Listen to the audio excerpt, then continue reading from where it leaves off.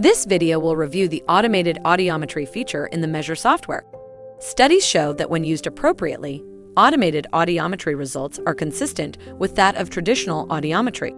This automated assessment can help expand access to hearing healthcare in areas that lack audiologists or other hearing healthcare providers.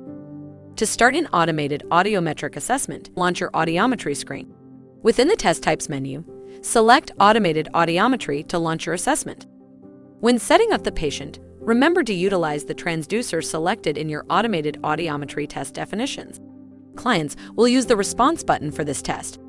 The test will be performed based on configurations selected in your test definition settings. Patient response will be shown along the bottom of the screen as a flash of the measurement controls panel. The Measure software utilizes the Hughson Westlake method to perform automated pure tone testing.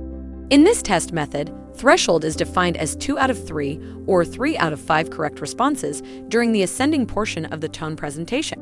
While step size can be adjusted, default step sizes are 5 dB for intensity increases or ascending presentations, and 10 dB for intensity decreases or descending presentations.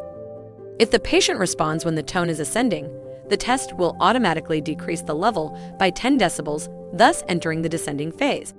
Threshold will be automatically stored when the patient responds to a frequency at the same intensity 2 out of 3 or 3 out of 5 times. If needed, the test can be paused at any time by pressing the pause button in the measurement control panel. This allows you to resume from the exact point the test was paused when ready. Once the test has completed, select the Save button to record your results.